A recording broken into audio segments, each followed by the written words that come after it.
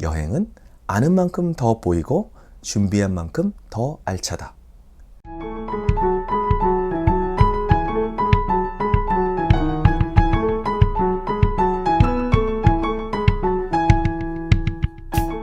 안녕하세요. 커피와 독서를 사랑하는 서울 아산병원 이비인후과 교수 안중호입니다. 다들 그동안 편하게 해외여행 못 다녀서 힘드셨죠? 아직은 팬데믹이 완전히 끝나지 않아서 불편한 점들이 많지만 해외여행 수요는 점점 더 증가하는 것 같습니다. 저는 7월 말에 프랑스 알프스 지역에 자전거 라이딩을 하러 갔다가 막판에 단체로 코로나 감염이 되는 바람에 외국에서 고생을 했던 아픈 기억이 있습니다. 그래도 가길 잘했다는 생각은 합니다. 이번에 여러분들께 소개해드릴 책은 평소 세계사와 건축학 그리고 다양한 인문학적 지식에 관심이 많은 의과대학 교수가 안식월 기간 동안 평소 관심이 많았던 터키, 현재는 튀르키예 공화국이라고 부르죠. 터키 이스탄불에서 한 달간 생활하면서 비잔틴 제국과 오스만 제국을 거친 역사, 건축, 문화 등에 대한 지식과 현재 터키인들의 삶과 여행자를 위한 팁을 한데 모아서 정리한 책, 그래서 이스탄불을 소개해드리겠습니다. 저자인 이재천 제주국립대 호흡기 알레르기 내과 교수는 제 고등학교 친구입니다. 제 유튜브에 2번 출연했는데요. 제주도 자전거 라이딩 영상과 한라산 등반 영상입니다. 저하고는 고등학교 시절 오크라는 영어회화 서클에서 같이 활동했는데 벌써 알고 지낸 지가 30년이 훌쩍 넘어버렸네요. 고등학교 시절에도 다방면으로 관심이 많았던 친구인데 저 역시 다양한 분야에 관심은 많지만 이 친구는 훨씬 깊이 있게 파고드는 스타일입니다. 범생이라고 해야 할까요? 역시 이번 책인 그래서 이스탄불을 쓰게 된 계기가 된 이스탄불에서 한 달 동안 살기 위해 관련 서적들을 여러 권을 읽고 주한 터키 대사관에서 터키어까지 공부할 정도의 열정을 보였습니다.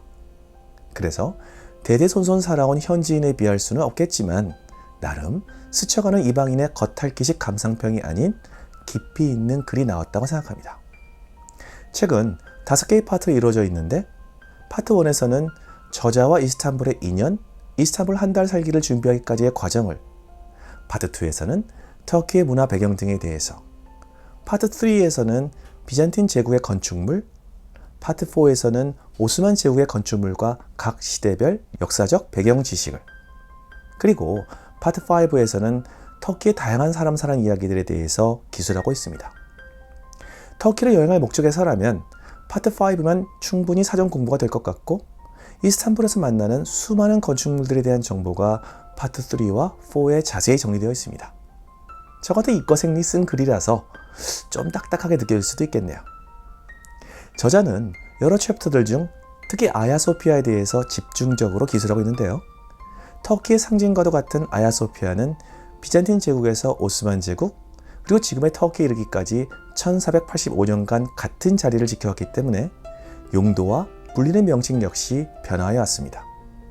비잔틴 제국의 유스티니아누스 황제가 완공할 당시에는 성스러운 지혜란 뜻의 아야소피아로, 콘스탄티노플이 오스만 제국에 함락된 후에는 1931년까지 이슬람 모스크로 사용되고 그 이후 2020년까지 박물관으로 사용되다가 2020년 7월 26일부터는 다시 모스크로 환원되었습니다.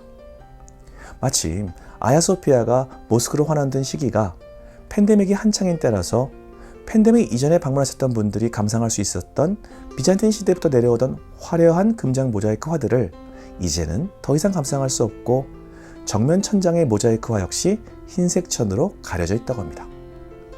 또한 이슬람교의 특성상 여성은 반드시 머리에 스카프를 둘러야 하고 신체 노출을 하면 안 되는 제한이 있다고 하네요. 대신 종교 행사를 위한 모스크여서 과거 박물관일 때처럼 줄을 서거나 비싼 입장료를 낼 필요가 없어진 점은 장점일 수도 있다고 합니다. 저는 아직 터키 방문을 못 해보았기 때문에 아야소피아의 화려한 모자이크화를 감상할 수 없다는 점은 아쉬울 수밖에 없습니다. 2002년 6월 29일 2002 한일 월드컵 3, 4위전에서 한국과 터키의 대형 국기가 나란히 올라가는 감동적인 장면 기억하시죠? 농담 삼아야곤 했던 한국과 터키는 형제의 나라라는 말이 실감나는 순간이었습니다. 실제 우리나라와 터키는 역사적으로 깊은 인연이 있는데 터키는 한국전쟁에 21,212명의 병력을 파견하여 파병 인원 대비 사상자 비율이 가장 높았을 정도로 우리의 자유를 지켜내는데 큰 역할을 했습니다. 우리나라 역시 이러한 고마움을 잊지 않고 1999년 8월 터키 서부에 대지진이 발생하여 무려 1만 8천 명이 죽고 20여만 명의 이재민이 발생하는 재난에 민간을 중심으로 터키를 돕자는 모금운동을 벌여 40일 동안 무려 23억 원이 넘는 기금을 조성하였다고 합니다. 더 과거로 거슬러 올라가 볼까요? 고구려 을지문덕 장군이 활약한 수나라 양제의 고구려 침공을 기억하시죠?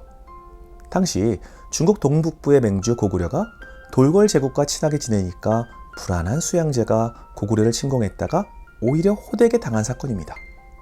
이 돌궐 제국의 일부가 서쪽으로 이동해서 오스만 투르크를 거쳐서 터키가 되었으니 우리나라와 터키는 삼국시대부터 친밀했다고 봐야겠네요. 그 밖에 터키의 언어는 우랄 알타이에 속해서 우리말과 어순이 비슷하고 일부에서 몽고 반점이 발견되며 문화적으로도 어른을 존경하고 가족애를 중요시하는 전통이 강하다고 합니다. 여러 가지 면에서 우리나라와 터키가 형제의 나라라는 것은 근거가 있다고 봐야겠네요.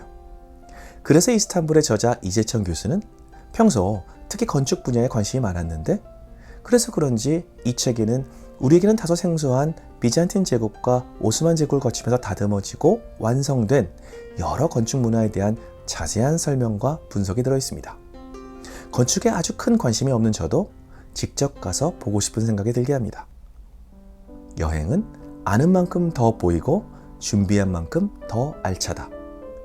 저자가 책의 서문에서 주장하듯이 어느 정도 팬데믹이 끝나가는 시기에 그동안 미뤄두었던 해외여행들 떠나실 때 그 나라의 문화, 특성에 대해서 미리 공부를 해두면 여행은 더욱 알차고 보람있을 것이라고 생각합니다.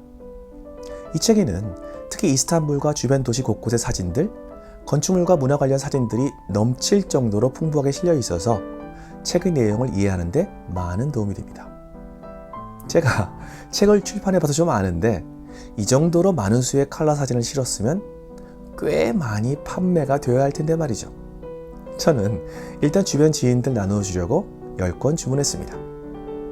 이 책에 대한 저의 평가는요, 제 친구가 쓴 책이니까 사심을 담아서 커피 4잔 드리겠습니다. 감사합니다. 건강하고 즐거운 하루 되세요.